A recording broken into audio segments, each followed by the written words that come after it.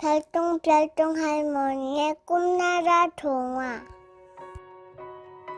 밤이 되면 별님들이 반짝이고 하루 종일 신나게 놀던 우리 친구들도 잠이 들지요. 오늘 하루 즐거웠나요? 네. 별똥별똥 할머니와 꿈나라로 떠나볼까요? 네. 눈을 꼭 감고 할머니의 이야기에 귀를 기울여 보세요. 호랑이를 물리친 초 이야기. 호랑이를 물리친 소 이야기. 조선시대 때 한 가난한 선비가 살았어요. 이 선비는 책 읽기를 좋아하고 글솜씨도 제법 좋았지만 과거를 봐서 벼슬할 생각을 통 하지 않았어요. 외딴 산길 속에 집을 짓고 살면서 책을 읽고 글을 쓰다가 지겨워지면 소를 끌고 나가 밭일을 하곤 했지요. 아내와 자식들은 이런 선비가 늘 못마땅했어요. 마음만 먹으면 언제든지 관직에 올라 부족함 없이 살 수 있는데도 힘들고 험한 농사일을 하고 있으니 답답한 노릇이었지요. 농사만 지을 거면서 책은 왜 그렇게 열심히 읽습니까? 허허허, 학문은 꼭 시험을 보려고 익히는 게 아니라오. 그러던 어느 봄날이었어요. 하루 종일 책과 씨름하던 선비가 책 읽기가 지겨워졌는지 소를 끌고 집을 나섰지요. 곧 해가 질 텐데 지금 밭으로 나가 어쩌시려고요? 아내가 걱정스럽게 묻자 선비가 웃으며 대답했어요. 허허, 바람이나 쐬고 올 생각이니 걱정하지 마시오. 선비를 등에 태운 소는 시키지 않아도 다 안다는 듯 터벅터벅 밭으로 향했어요. 눈을 지그시 감은 선비의 입에서는 흥얼흥얼 콧노래가 절로 나왔지요. 소 타는 것 좋은 줄을 몰랐건만 말이 없고 보니 오늘에야 알겠구나. 석양질 무렵 향기로운 꽃길을 봄날도 함께 느릿느릿. 해가 뉘엿뉘엿 넘어갈 즈음에야 밭에 도착한 선비는 소를 나무 밑에서 쉬게 하고 밭에 들어가 일하기 시작했어요. 산속의 해는 일찍 져서 일을 얼마 하지도 못했는데 벌써 사방에 어둠이 깔리기 시작했어요. 선비는 괜스레 으스스한 기분이 들어 서둘러 밭을 나서려고 했지요. 그런데 바로 그때 어둠보다 더 시커먼 그림자 하나가 선비 앞을 휙 지나가는 것이었어요. 뭐지? 방금 뭔가가 내 앞을 지나갔는데? 곧 이어 저쪽 나무 밑에서 음메 소울음 소리가 들렸어요. 그곳에는 선비 앞을 지나쳤던 시커먼 그림자, 바로 호랑이가 버티고 서 있었어요. 호랑이는 구슬 같은 눈알을 번쩍이며 소에게 한 걸음씩 다가가고 있었어요. 소는 잔뜩 겁을 먹고 울부짖었지요. 소가 호랑이에게 잡아먹히건 말건 나만 도망가면 내 목숨은 건질 수 있는데 그렇게 할까? 선비는 잠시 고민을 했어요. 하지만 이내 고개를 저었어요. 아니지. 그건 그동안 나와 가족을 위해 희생한 소에 대한 의리가 아니야. 선비는 쿵쾅쿵쾅 뛰는 가슴을 진정시키며 호흡을 가다듬고 괭이를 고쳐잡았어요. 그리고 호랑이를 향해 산골짜기가 흔들릴 정도로 크게 호통을 쳤어요. 내 이놈 호랑아, 그 소는 내 가족과 같으니 해쳤다가는 용서하지 않겠다. 선비는 말이 끝나기가 무섭게 호랑이를 향해 괭이자루를 힘껏 휘둘렀어요. 하지만 호랑이는 가볍게 피하더니 선비를 향해 날카로운 이빨을 드러내며 으르렁거렸어요. 산짐승 주제에 어디 감히 사람을 공격하려 하느냐? 선비는 호랑이를 노려보며 한 번 더 괭이를 휘둘렀어요. 그런데 아뿔싸, 괭이 자루가 선비의 손에서 쑥 빠져나가 저만치 날아가고 말았어요. 이 틈을 놓칠세라 호랑이는 선비를 확 덮쳤어요. 깜짝 놀란 선비는 뒤로 벌러덩 넘어지고 말았지요. 선비는 넘어져서도 호랑이의 머리에 발길질을 했지만 이미 여러 곳을 물리고 핥히어 점점 힘이 빠지고 정신도 흐릿해졌어요. 아, 이제 모두 끝이구나. 정신이 아득해지는 순간 선비의 눈에 콧김을 씩씩 내뿜으며 맹렬하게 달려오는 소의 모습이 보였어요. 소는 산이 떠나갈 듯 울부짖으며 달려와 단단한 뿔로 호랑이의 배와 허리를 힘껏 받았어요. 제 아무리 호랑이라도 그 힘에는 나가 떨어질 수밖에 없었지요. 소는 호랑이가 정신을 차릴 겨를도 없이 뿔로 계속 들이받았어요. 결국 호랑이는 피를 흘리며 죽고 말았지요. 내가 날 살렸구나.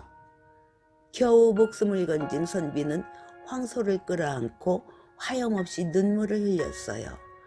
하지만 상처가 깊어 집으로 돌아온 뒤 20여일 만에 세상을 떠나고 말았어요. 선비는 숨을 거두기 전 가족들에게 말했어요. 내가 죽어서 농사 지을 사람이 없더라도 소를 팔지 마라. 나중에 소가 늙어서 죽으면 고기를 먹지 말고 내 옆에 잘 묻어주도록 해라. 선비가 세상을 떠나자 황소는 크게 울부짖으며 날뛰었어요. 먹이와 물도 입에 대지 않더니 결국 3일 만에 선비를 따라 죽고 말았지요. 선비의 가족들로부터 이야기를 전해 들은 마을 사람들은 사람보다 나은 충직한 소라며 모두 감탄했고 훗날 관아에서는 이를 알리는 비석을 세워 소를 칭찬했답니다. 신기한 나뭇잎. 신기한 나뭇잎. 옛날에 소금을 팔러 달리는 소금 장수가 있었어요. 어느 날 무거운 소금을 지고 고개를 넘어가던 소금 장수는 너무 힘이 들었어요. 아이고 어깨야, 아이고 다리야, 힘들어서 더는 못 걷겠다. 소금 장수는 커다란 나무 아래 벌렁 누웠어요. 그때 사마귀 한 마리가 나타나 슬금슬금 지나갔어요. 사마귀는 나무 위로 올라가더니 나뭇잎 하나를 떼서 이마에 딱 붙였어요. 그러자 신기하게도 사마귀가 보이지 않았어요. 사마귀가 어디 갔지? 깜짝 놀란 소금 장수는 벌떡 일어나 사마귀를 찾았어요. 그런데 나무에 있던 매미가 조금씩 사라지더니 완전히 없어졌어요. 잠시 후 나뭇잎 하나가 팔랑팔랑 떨어지자 사마귀가 다시 나타났어요. 이상하게 생각한 소금 장수는 떨어진 나뭇잎을 주워 돌멩이에 붙여봤어요. 그러자 돌멩이가 순식간에 사라졌어요. 소금 장수가 다시 나뭇잎을 떼자 그제야 돌멩이가 보였어요. 나뭇잎을 붙이면 안 보이네? 사마귀가 이 나뭇잎을 붙이고 매미를 잡아먹은 거구나. 소금 장수는 나뭇잎을 주머니에 넣고 집으로 돌아갔어요. 어디 한번 신기한 나뭇잎 좀 써볼까? 소금장수는 주머니에서 나뭇잎을 꺼내 이마에 붙이고 방으로 들어갔어요. 바람도 안 부는데 방문이 저절로 열리네? 소금장수 아들이 말했어요. 아버지가 왔는데 인사도 안 하니? 소금장수가 말하자 아들이 펄쩍 뛰었어요. 이상해. 방에서 아버지 목소리가 들려. 아버지 여기 있다. 소금장수가 나뭇잎을 떼며 말하자 아들이 깜짝 놀라 말했어요. 아버지, 언제 오신 거예요? 다음 날 소금장수는 신기한 나뭇잎을 들고 산으로 갔어요. 소금장수는 나뭇잎을 이마에 붙이고 산을 여기저기 돌아다녔어요. 소금장수가 보이지 않아서 그런지 산짐승들이 도망가지 않았어요.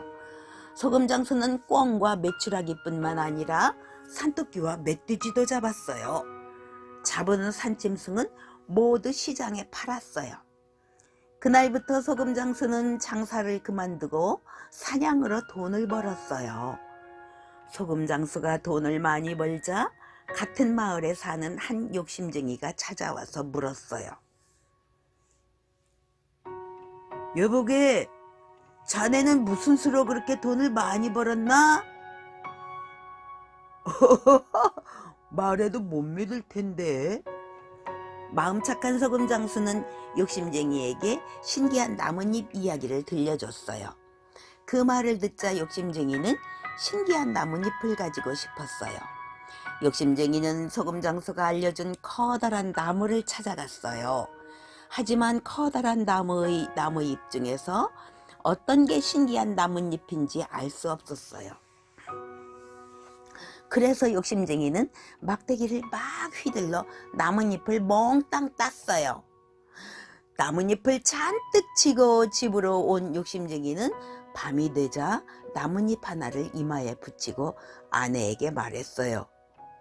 여보, 내가 보이시오? 네, 보여요. 이마에 나뭇잎은 왜 붙이셨어요? 아내가 대답했어요. 그럼 이건 아니군. 지금도 내가 보이시오? 욕심쟁이는 또 다른 나뭇잎을 붙이고 다시 물었어요. 네, 아주 잘 보이는데요? 아내가 대답했어요. 그러자 욕심쟁이는 나뭇잎을 계속 바꿔 붙이며 아내에게 물었어요. 내가 보이시오? 네, 보여요. 그럼 이건 아니군. 내가 보이시오? 네, 보여요. 그럼 이건 아니군. 내가 보이시오? 네, 보여요. 밤늦도록 남편이 같은 말만 되풀이하자 아내는 졸음이 쏟아졌어요. 내가 보이시오? 아니요. 안 보여요. 아내는 피곤해서 눈을 감은 채 대답했어요. 드디어 신기한 나뭇잎을 찾았구나. 신기한 나뭇잎을 찾았다고 생각한 욕심쟁이는 아침 일찍 그 나뭇잎을 가지고 집을 나섰어요. 이 나뭇잎만 붙이면 아무도 못 보는데 힘들게 돈 벌 이유가 있나? 욕심쟁이는 이마에 나뭇잎을 붙이고 쌀가게에 들어가 쌀자루를 쥐고 나왔어요. 도둑이야! 도둑! 쌀가게 주인이 소리치며 욕심쟁이를 붙잡았어요. 내가 보이시오? 욕심쟁이가 깜짝 놀라서 물었어요. 그래! 아주 잘 보인다, 이 도둑아! 쉽게 돈을 벌려고 나쁜 마음을 먹었던 욕심쟁이는 창피만 당하고 쫓겨났답니다.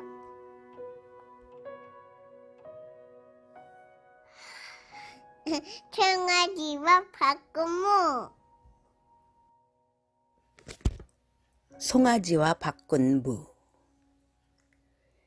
옛날 어느 마을에 부지런하고 마음 착한 농부와 게으르고 욕심 많은 농부가 살고 있었어요. 마음 착한 농부는 비가 오나 햇볕이 쨍쨍 내리쬐거나 하루도 쉬지 않고 밭에 나가 일했어요. 한편 욕심쟁이 농부는 욕심만 많고 게을러서 툭하면 마음 착한 농부에게 자기 밭일을 맡겼어요. 이보게, 내가 몸이 안 좋아서 그런데 하는 김에 우리 밭도 매주면 안 되겠나? 되지, 왜 안 되나? 자네 밭까지 매줄 테니 걱정하지 말고 몸이나 잘 돌보게. 마음 착한 농부는 불평 한 번 없이 욕심쟁이 농부의 밭일도 도와주었어요. 이른 봄부터 늦가을까지 열심히 일한 마음 착한 농부 밭에는 온갖 곡식이 무럭무럭 자랐어요.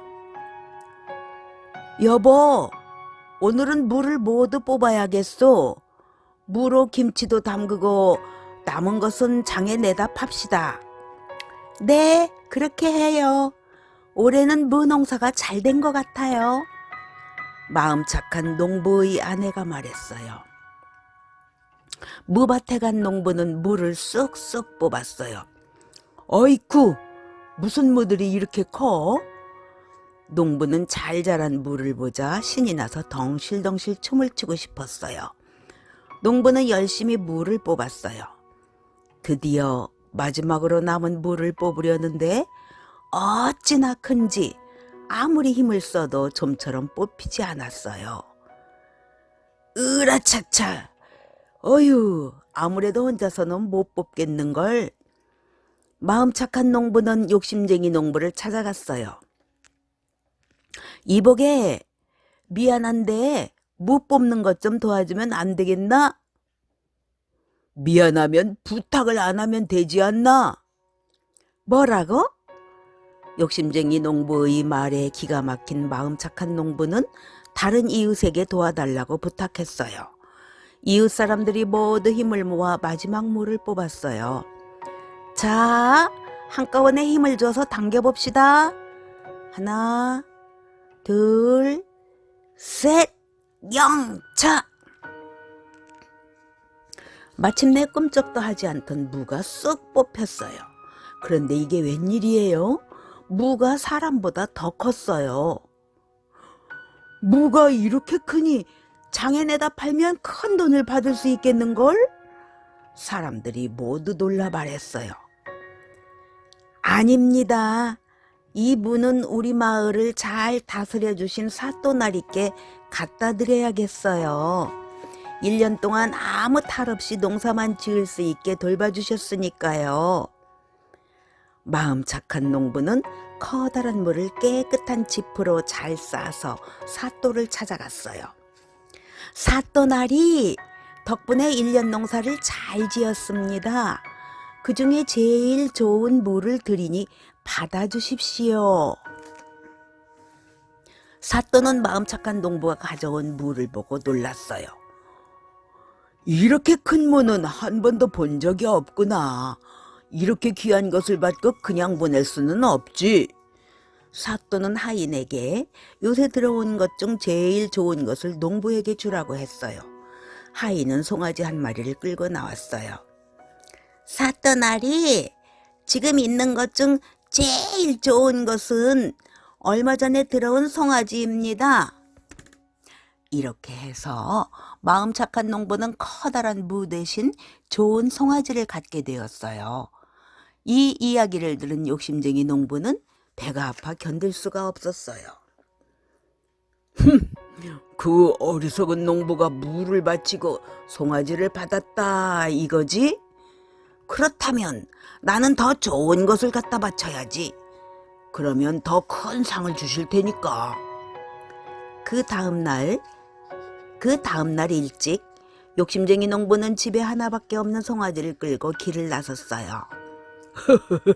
송아지를 바치면 최소한 금덩이 하나는 주시겠지. 욕심쟁이 농부는 신이 나서 사또를 찾아갔어요.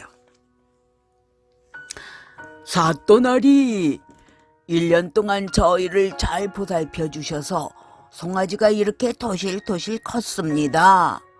고마운 마음에 드리는 것이니 기쁜 마음으로 받아주십시오. 사또는 욕심쟁이 농부가 송아지를 바치자 기분이 좋아 말했어요.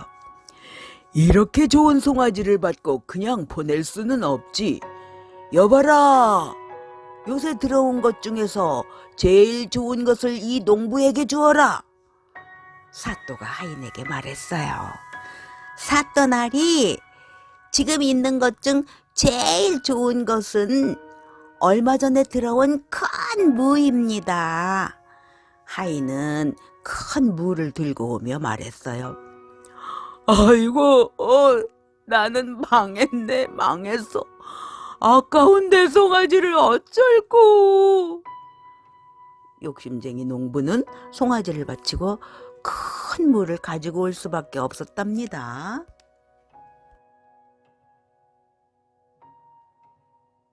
요술 항아리. 요술 항아리. 옛날, 아주 먼 옛날, 어느 마을에 하루 종일 일만 하는 농부가 살았어요. 그 마을에는 앉으나 서나 욕심만 부리는 욕심쟁이 영감도 살았지요. 하루는 욕심쟁이 영감이 농부를 찾아왔어요. 이보게, 그렇게 열심히 일하면 뭐하나? 손바닥만 해도 자기 땅이 있어야지. 그러면 좋겠지만 땅값이 워낙 비싸서요. 언덕배기에 내 땅이 조금 있는데 그것을 반값에 줄까? 자네가 워낙 부지런해서 내가 특별히 하는 말일세. 아이고, 그럼 당장에 사고 말고요. 농부는 욕심쟁이 영감에게 넙죽 절을 했어요. 그런데 농부가 산 땅은 돌멩이만 많은 자갈밭이었어요. 돌멩이를 파내고 파내도 끝이 없네. 더 열심히 파야겠다. 착한 농부는 속아서 땅을 샀다는 것을 몰랐어요. 그래서 이른 새벽부터 날이 어둑어둑해질 때까지 열심히 땅을 파고 또 팠어요. 그러던 어느 날 땡그랑 하고 괭이 끝에 무엇이 부딪히는 소리가 났어요. 땅속에 뭐가 있나? 농부가 조심조심 땅을 파니 항아리가 나왔어요. 큼직하니 아내가 좋아하겠군. 농부는 항아리 안에 괭이를 넣고 집으로 가져갔어요. 농부의 아내가 고개를 갸웃거리며 물었어요. 아니, 웬 항아리예요? 내가 밭에서 캔 거라오. 아내는 시큰둥한 얼굴로 말했어요. 그래도 땅을 파니 뭐가 나오기는 하네요. 이리 줘요. 김치독으로나 쓰게. 다음 날 수탉이 꼭기요 하고 아침을 알렸어요. 벌써 날이 밝았군. 어서 밭에 나가야지. 농부는 두리번 괭이를 찾았어요. 괭이를 어디에 두었더라? 아유, 저기 항아리 안에 두었잖아요. 농부는 항아리에서 괭이를 꺼냈어요. 괭이가 또 있네? 농부의 눈이 놀란 토끼눈처럼 커졌어요. 농부의 아내가 눈을 흘겼어요. 말도 안 되는 소리 하지 마요.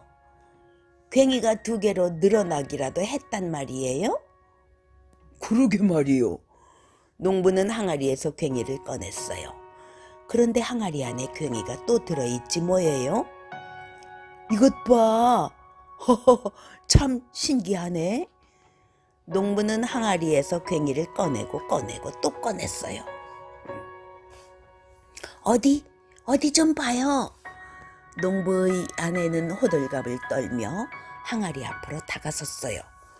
옳거니. 여보, 얼른 엽전을 가져와요. 엽전을 항아리에 넣어보란 말이에요. 아내의 말대로 농부는 엽전 하나를 항아리에 넣었어요. 엽전도 마찬가지였어요. 꺼내고 또 꺼내도 자꾸 나왔지요. 이제 우린 부자예요. 이건 요술 항아리라고요. 요술 항아리. 농부는 마을에서 제일 가는 부자가 되었어요. 부지런히 일하더니 하늘에서 복을 내렸나 봐. 요술 항아리 이야기는 마을에 널리 퍼졌어요. 욕심쟁이 영감도 그 이야기를 들었지요. 자갈밭에 그런 보물이 있었을 줄이야. 어떻게든 뺏어와야 할 텐데. 욕심쟁이 영감은 머리를 싸매고 누워서 밤낮으로 그 생각만 했어요. 옳지. 좋은 수가 있다. 욕심쟁이 영감은 그 길로 농부를 찾아갔어요. 어이구, 영감님, 웬일이세요? 긴 말할 것 없네. 요술 항아리를 돌려주게. 네? 그게 무슨 말씀이세요? 요술 항아리 말이야. 내 것이니 돌려달라고. 하지만 제 땅에서 파낸 항아리인걸요? 아이고, 답답한 사람. 내가 자네한테 땅을 팔았지? 네, 그랬지요. 내가 거기서 나온 항아리도 팔겠다고 했나? 그런 건 아니지만. 이때 농부의 아내가 따지고 나섰어요. 영감님, 그런 법이 어디 있어요?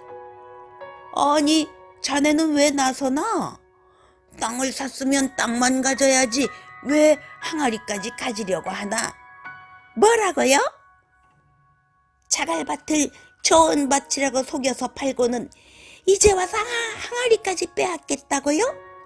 여보, 구경만 할 거예요? 그러자 농부도 앞으로 나섰어요. 영감님, 항아리는 드릴 수 없어요. 내놓으라니까?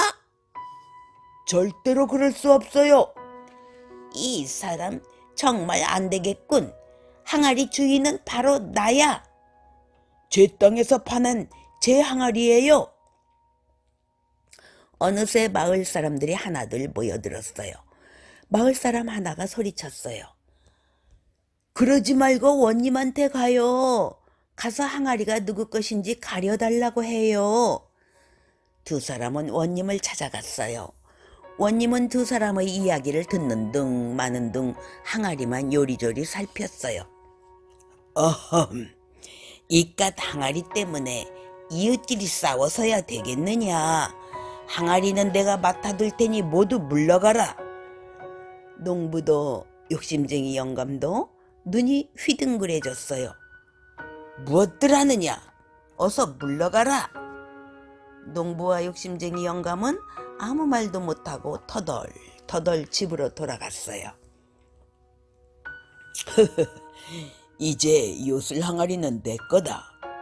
지금은 사람들이 있으니 밤에 돈꾸러미를 넣어야지. 원님은 항아리를 대청마루에 놓아두고 어흠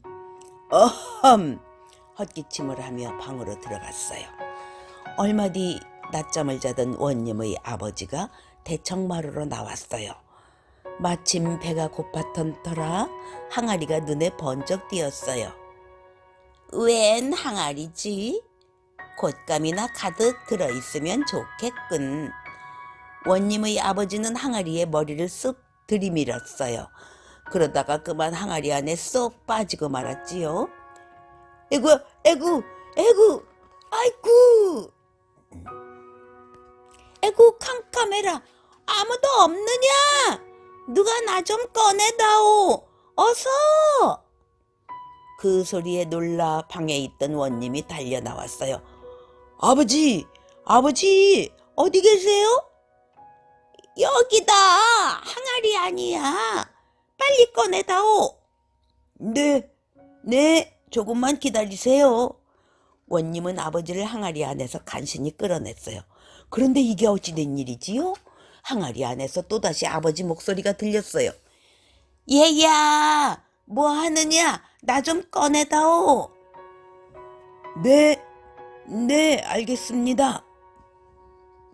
그런데 끌어내고 또 끌어내도 원님의 아버지는 끝도 없이 나왔어요.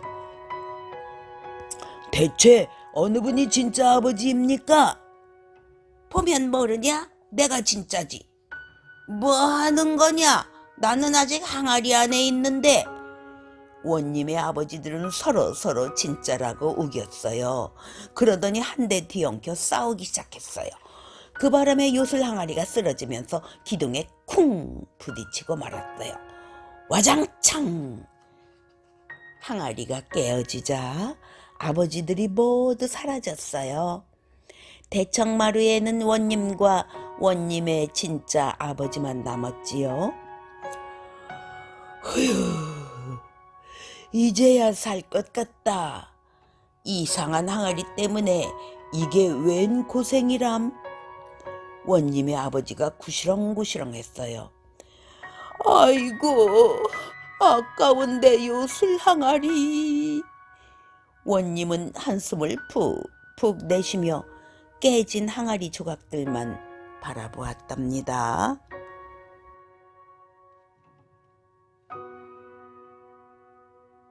손톱을 먹은 줄기.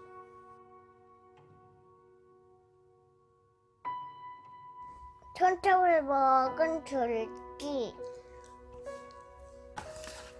어느 부부에게 아들이 하나 있었어요. 나이 들어 어렵게 얻은 자식이라 금이야 오기야 귀하게 키웠어요. 그러다 보니 아들은 부모님 말씀도 안 듣고 하루 종일 빈둥거리기만 했어요. 책상 앞에 앉아서는 쿨쿨 잠만 잤지요. 부모님은 슬슬 걱정이 되었어요.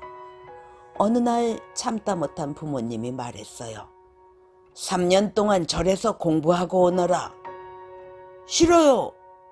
부모님은 아들의 말을 들은 척만척 거듬거듬 짐을 싸기 시작했어요. 가기 싫다고 했잖아요. 부모님은 아들을 본척만척 주섬주섬 나귀 등에 짐을 실었어요.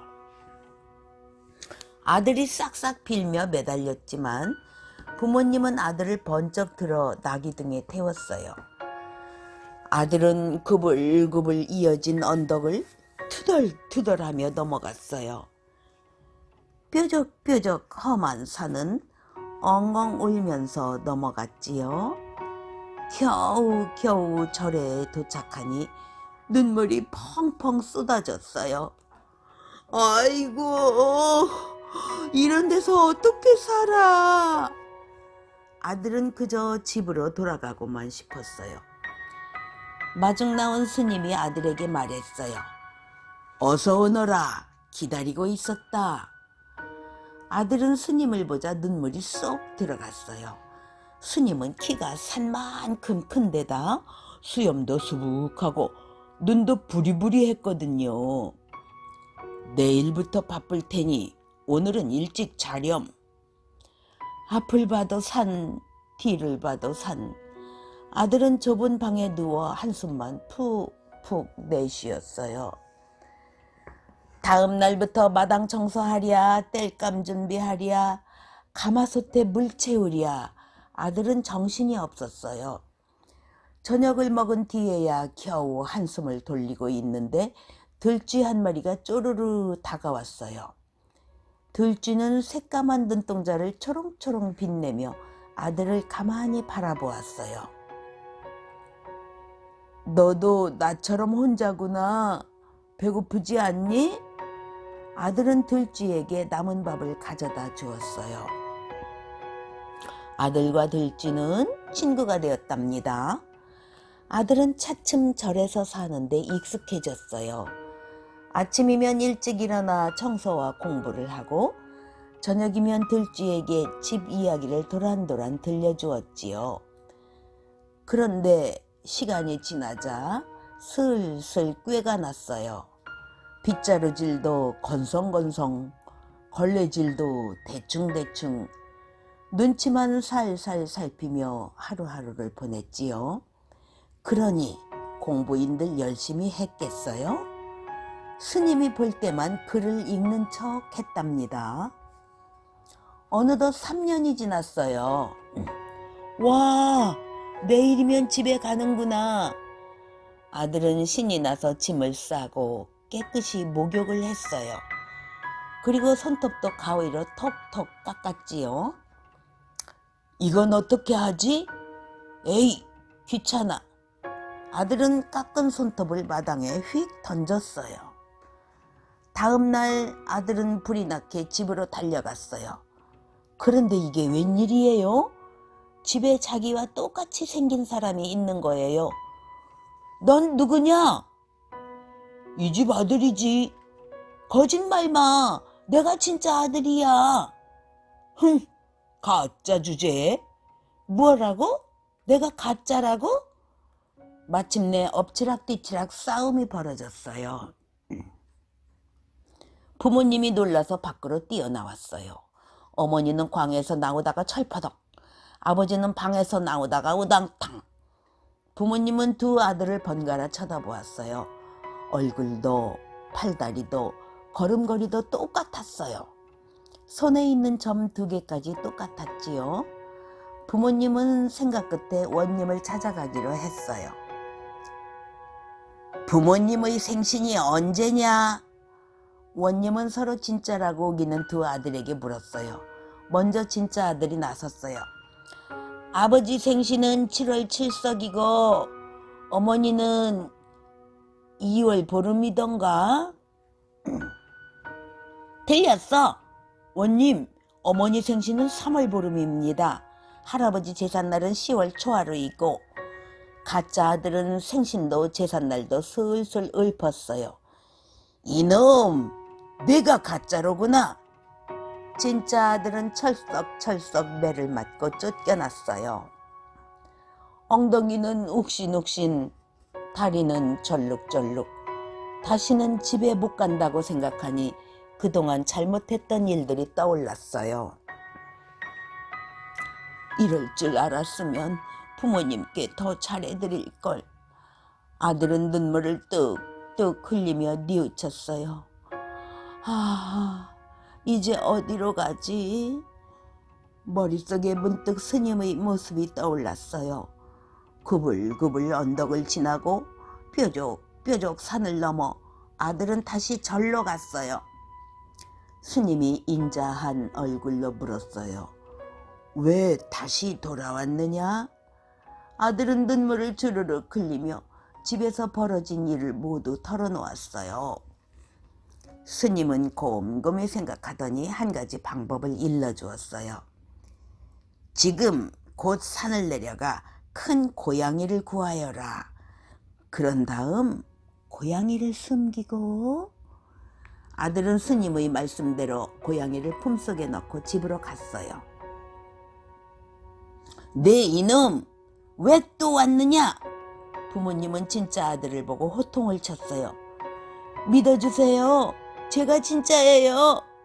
그 소리를 듣고 가짜 아들이 뛰어나왔어요. 아버지, 어머니, 저 녀석을 당장 원님에게 끌고 가요. 그때 진짜 아들의 품속에 있던 고양이가 확 튀어나와 가짜 아들을 덮쳤어요. 이야옹! 그러자 놀라운 일이 벌어졌어요. 펑 하는 소리와 함께 가짜 아들이 들쥐로 변한 거예요. 찍찍 찌찌찍. 고양이는 들쥐를 한 입에 꿀꺽 삼켜버렸어요. 며칠 뒤 부모님과 아들이 스님을 찾아갔어요. 스님 덕분에 진짜 아들을 찾았습니다. 그런데 어찌 이런 일이 벌어졌을까요? 스님이 허허 웃으며 말했어요. 오래 산 동물들은 둔갑술을 부리기도 한답니다. 아드님이 아무렇게나 버린 손톱을 먹고 들쥐가 아드님으로 변한 것이지요. 아들은 자신의 행동을 깊이 뉘우쳤어요. 그 뒤로 아들은 새 사람이 되었어요. 작은 행동 하나하나도 함부로 하지 않으려고 노력했지요. 부지런하고 효성 깊은 아들은 온 마을의 자랑거리가 되었답니다.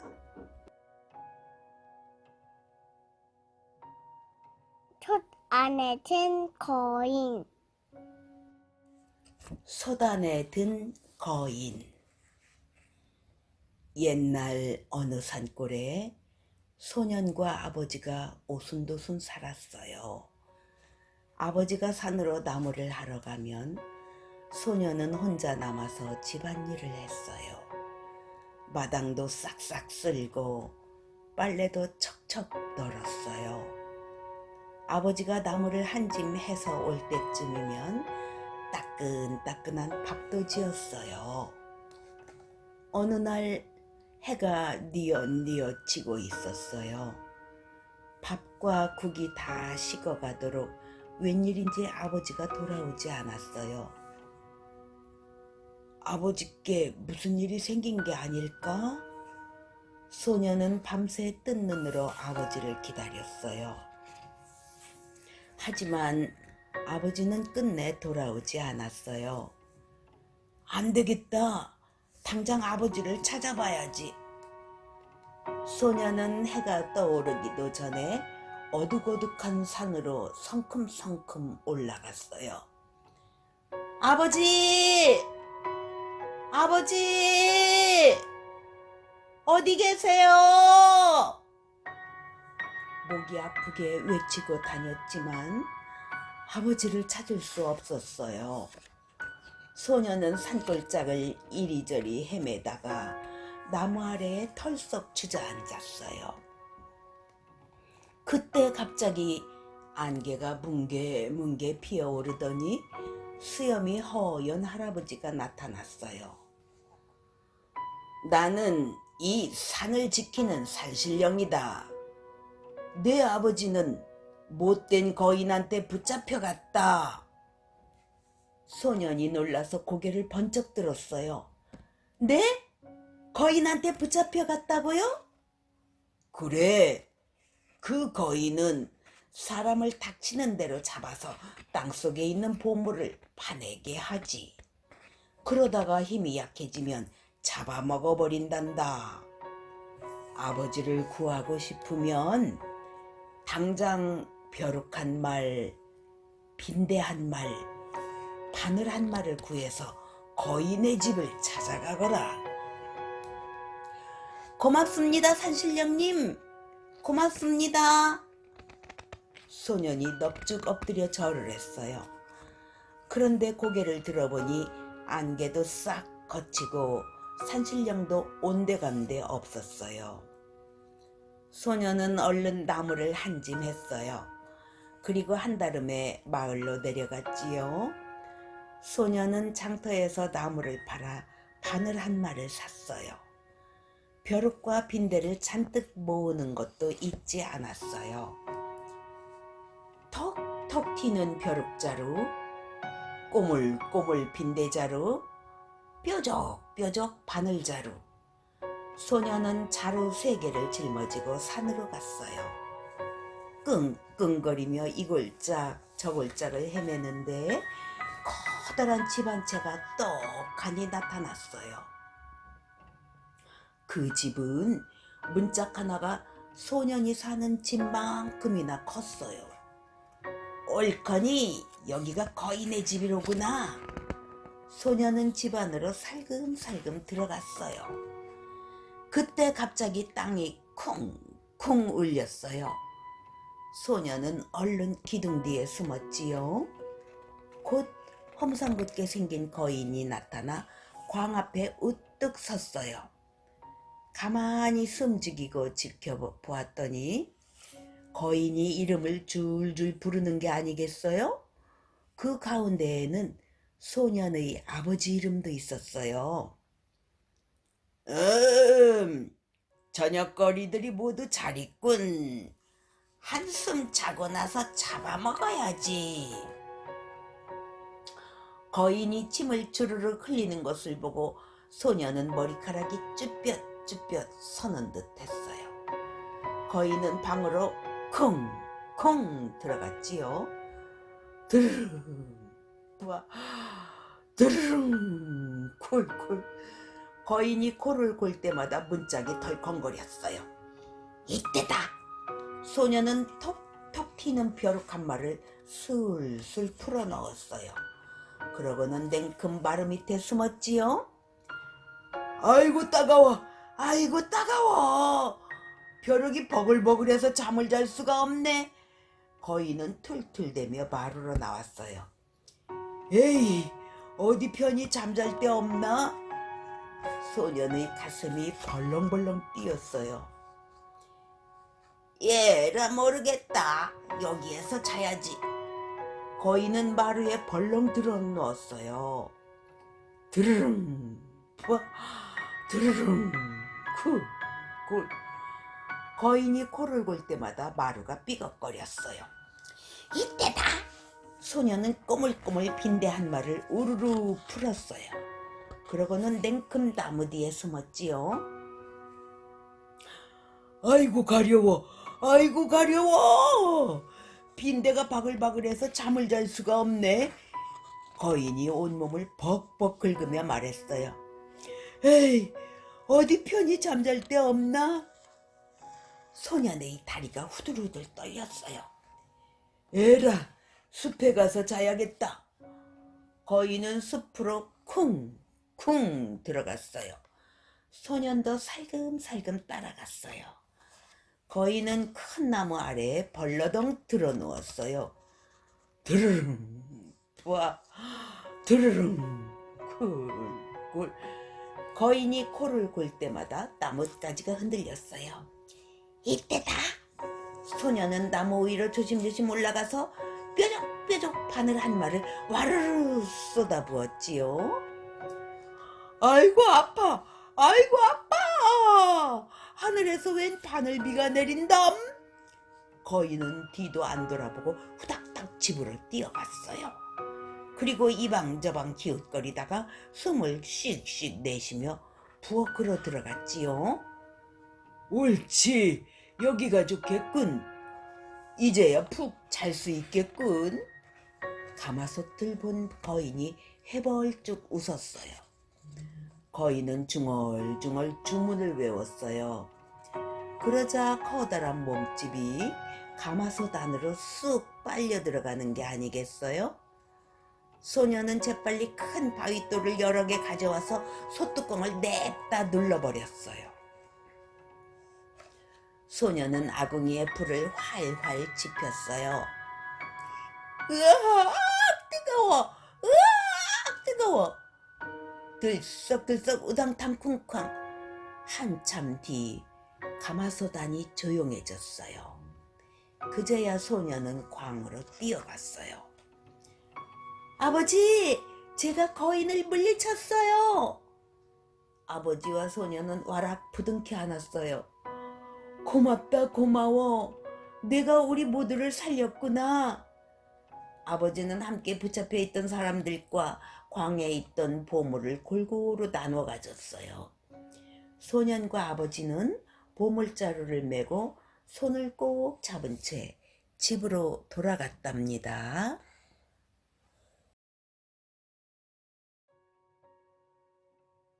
천문대 할망. 선문대 할망. 새콤달콤한 귤이 연그러가고 돌하루방이 환한 얼굴로 반겨주는 아름다운 섬 제주도. 그곳에는 높고 높은 산이 우뚝 솟아 있어요.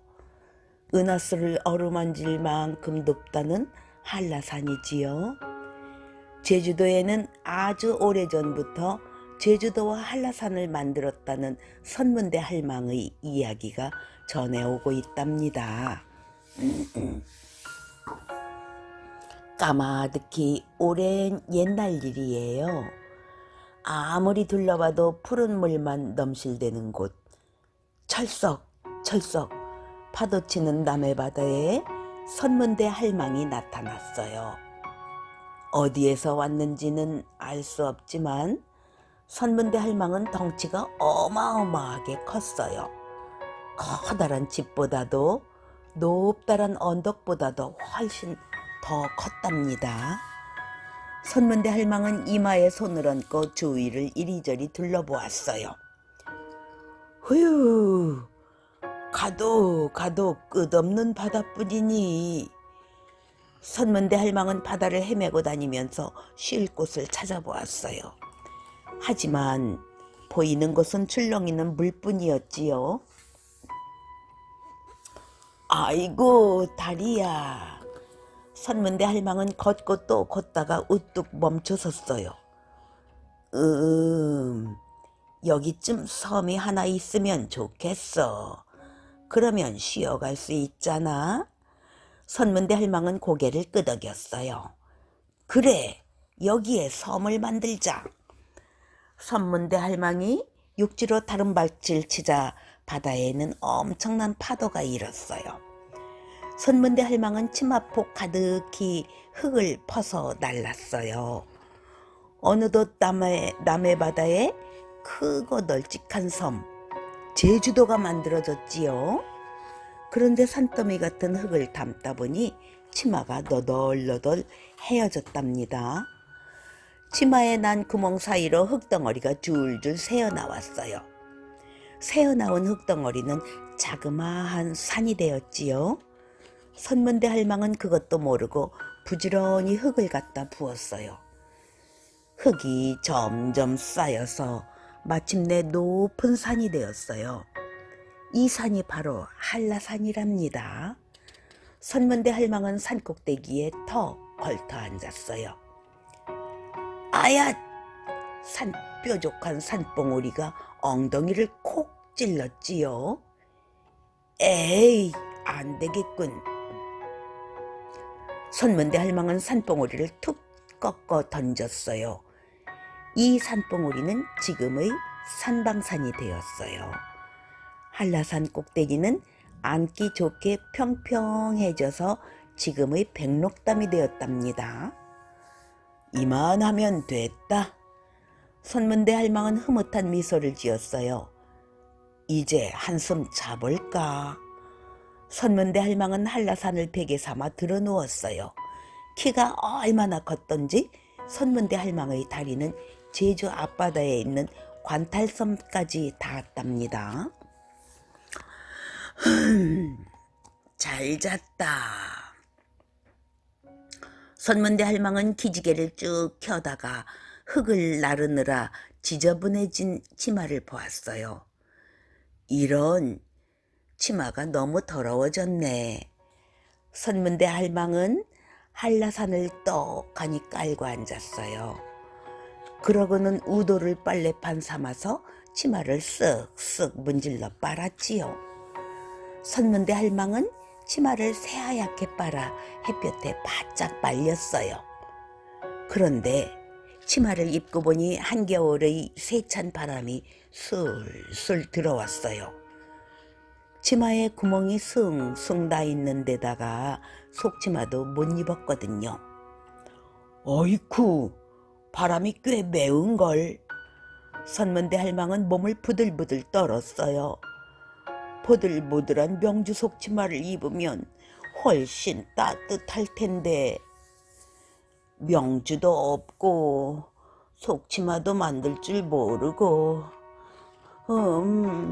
어떡하지? 선문대 할망은 고개를 갸웃갸웃하다가 무릎을 탁 쳤어요. 옳지, 제주도 사람들한테 말해봐야겠다. 선문대 할망은 제주도 사람들을 한데 불러 모았어요. 언제부터인지 제주도에도 육지에서 건너온 사람들이 하나둘 모여 살기 시작했거든요. 명주 속치마를 한 벌만 만들어 다오. 그러면 육지까지 이어지는 다리를 놓아주마. 선문대 할망은 바다에 떡 버티고 서서 우렁우렁한 목소리로 말했어요. 와, 육지까지 다리가 생기면 얼마나 좋을까? 사람들은 너나 없이 기뻐하며 선문대 할망에게 굳게 약속했어요. 명주 속치마를 꼭 만들어 드리겠습니다. 선문대 할망의 몸에 맞는 속치마를 만들려면 명주 100동이 있어야 해요. 50필이 한 동이니 정말 엄청난 양이군요. 자, 우리 다 같이 힘을 모아 명주 100동을 마련합시다. 여자들은 집집마다 배틀에 올라앉아 밤낮 없이 명주를 짜고 또 짰어요. 남자들은 집집마다 돌아다니며 밤낮 없이 명주를 모으고 또 모았어요. 선문대 할망은 사람들을 내려다보며 기뻐했어요. 곧 명주 속치마가 생기겠구나. 선문대 할망도 부지런히 다리를 만들기 시작했어요. 집채만한 바위를 덥석 들어 바다에 풍덩 던졌지요. 큰일 났다. 큰일 났어. 명주가 모자라. 온 섬에 있는 누에고치에서 실을 뽑아 명주를 짰는데 99동밖에 안 돼. 제주도 사람들은 다리가 놓이기를 간절히 바랐어요. 하지만 명주 한 동이 모자라서 끝내 속치마를 완성하지 못했답니다. 내가 얼마나 기대했는데. 츠츠. 선문대 할망은 몹시 실망해서 다리 놓던 일을 그만두었어요. 그러고는 어디론가 훌쩍 사라져버렸답니다. 그 뒤로 선문대 할망을 본 사람은 아무도 없었다고 해요. 선문대 할망이 다리를 놓기 위해 옮겼던 커다란 바위들은 어떻게 되었을까요? 제주도 바닷가에 가면 그 바위들을 볼 수 있어요. 육지로 뻗어가다 끊긴 돌다리처럼 지금도 바위 섬들이 띄엄띄엄 남아있답니다. 토끼와 자라. 토끼와 자라. 깊디 깊은 동해바다 속 용궁이 걱정과 한숨으로 들썩거렸어요. 용왕님의 병은 유명한 의원들도 못 고친다니 이 일을 어쩌면 좋겠소? 문어대감, 그 발 좀 가만히 놓고 이야기하시오. 고래대감, 누군 이러고 싶어 이러는 줄 아시오? 걱정 때문에 발이 저절로 흔들리는 걸 어쩌란 말이오? 그때 청어대감이 숨가쁘게 들어왔어요. 마마, 먼 바다에 사는 물범의원을 모셔왔사옵니다. 물범의원이라고? 이름도 없는 의원이 어찌 마마의 병을 고치겠소? 돌아가라 이르시오. 대개 장군이 집게발을 번쩍 들어올리며 말했어요. 대개 장군, 물범의원이 병을 잘 고칠 수도 있지 않소? 일단 한번 보여봅시다. 나이 많은 고래 대감의 말에 대개 장군도 슬그머니 집게발을 내려놓았어요. 물범의원은 조심조심 용왕님의 맥을 짚어보더니 아무 말 없이 고개만 갸웃거렸어요. 왜 그러느냐? 못 고칠 병이냐? 용왕님이 힘없이 물었어요. 못 고치는 병은 아니었고 그게 좀... 뭘 그렇게 꾸물거리시오? 어서 말씀드리지 않고. 고래대감이 물범 의원의 옆구리를 쿡쿡 찌르며 말했어요. 마마의 병을 고칠 약은 바닷속에는 없고... 아니, 그게 무슨 소리냐? 땅에 사는 짐승 깡충깡충 토끼의 간을 드셔야 하옵니다. 깡충깡충 토끼의 간이라고? 여봐라, 모두 들었느냐? 네, 마마. 그럼 빨리 땅으로 올라가 깡충깡충 토끼를 잡아오너라. 신하들은 슬그머니 고개를 숙였어요. 입을 꾹 다물고 아무도 나서지 않았어요. 아니, 왜 아무 말이 없느냐? 마마, 고래대감이 가는 게 좋겠습니다. 고래대감은 자기네 조상님들이 땅 짐승이었다고 늘 자랑하지 않았습니까? 문어대감, 그건 오래전 이야기지요. 마마, 어서 발 많은 문어대감을 보내어 토끼를 확 안 나오게 하십시오. 어허, 고래대감, 발이 많다 하나 내 고향은 바다요. 한 번도 물을 벗어나 본 적이 없는데 어떻게 땅에 가서 토끼를 잡아오겠어? 그만들 하여라. 그래, 이 많은 신하들 가운데 깡충깡충 토끼를 잡아올 자가 아무도 없단 말이냐? 신하들은 모두 고개를 숙이고 서로 눈치만 살폈어요. 마마, 고래 아래옵니다. 땅에 마음대로 올라갈 수 있는 자라가 가면 어떨까요?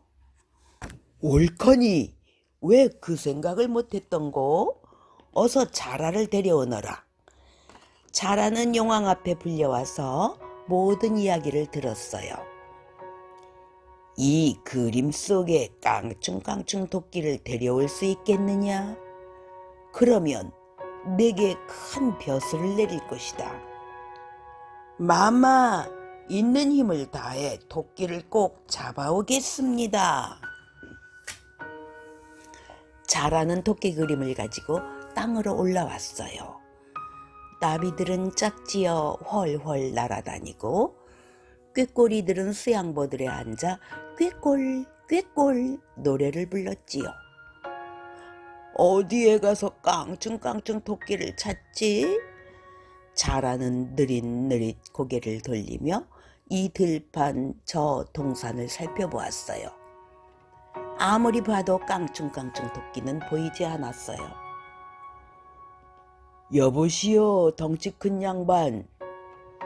이런 친구 못 보셨소? 소가 어슬렁어슬렁 다가와 그림을 보았어요. 그건 토 선생 아니요. 저기 참나무 숲에 있던데. 저쪽 참나무 숲이라고요? 고맙소. 마침 토끼는 쿨쿨 낮잠을 자고 있었어요. 두 눈을 꼭 감고 앞발을 가지런히 가슴에 올려놓은 채 드르렁 드르렁 코를 골았지요. 자라는 그림을 보며 옳다구나 하고는 살며시 다가가서 가만가만 토끼를 흔들었어요. 여보시오, 깡충깡충 토선생 아니시오? 누구시오? 나는 바닷속에 사는 별주부 자라요.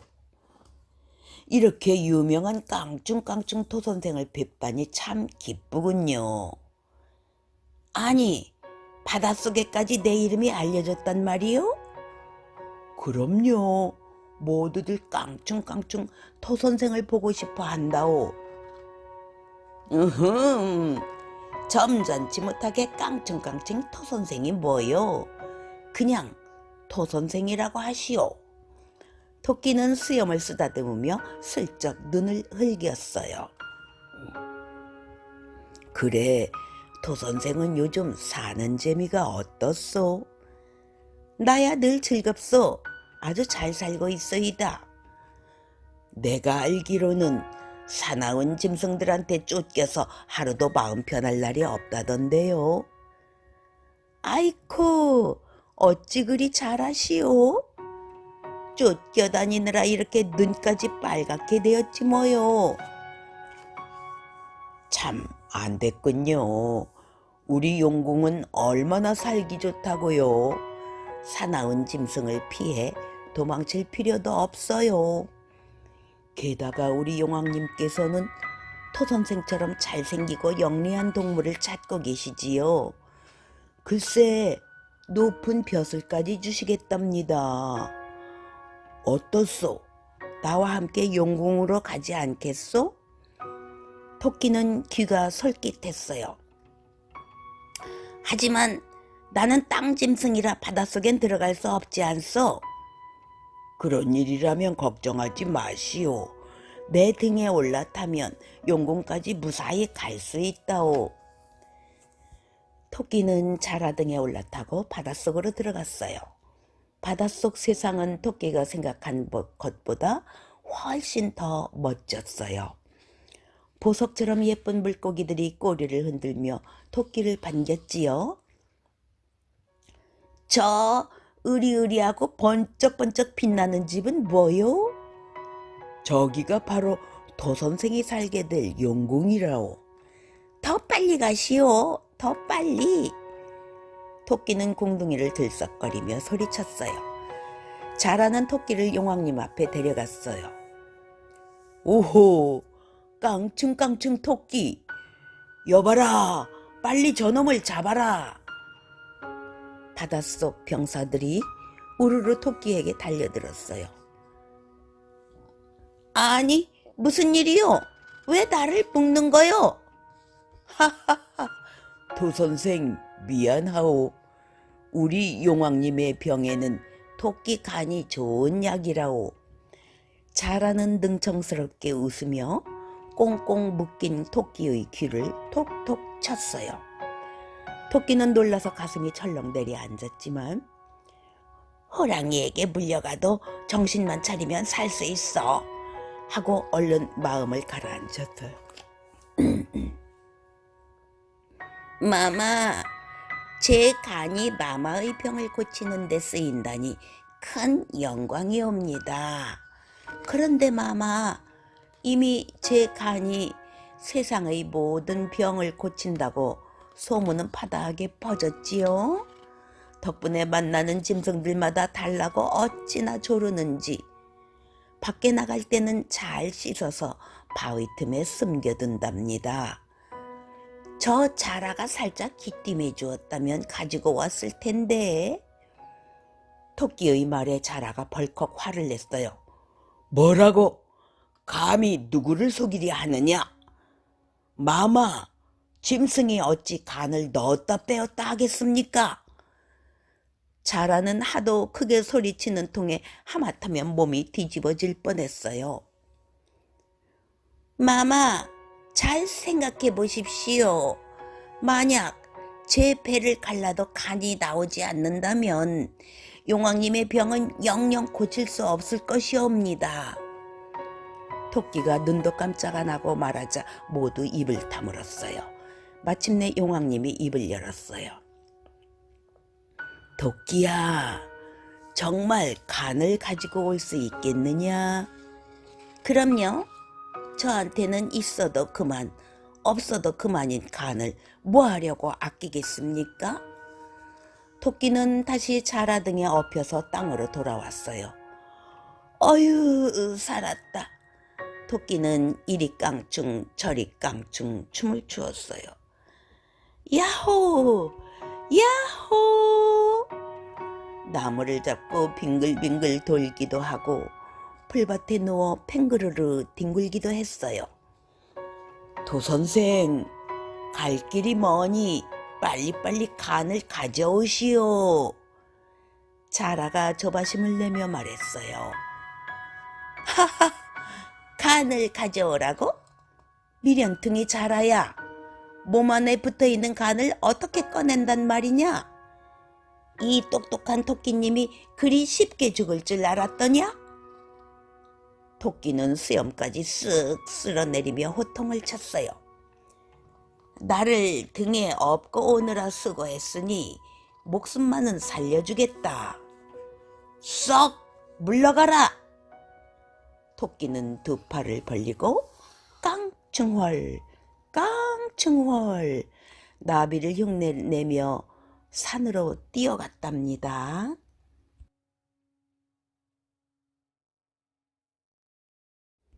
할머니의 이야기가 모두 끝났어요. 재미있게 잘 들었나요? 이제 우리 친구들 포근하게 이불을 덮고 꿈나라로 떠나볼까요? 자장 자장 잘 자요. 친구들 구독, 좋아요, 추천 꼭.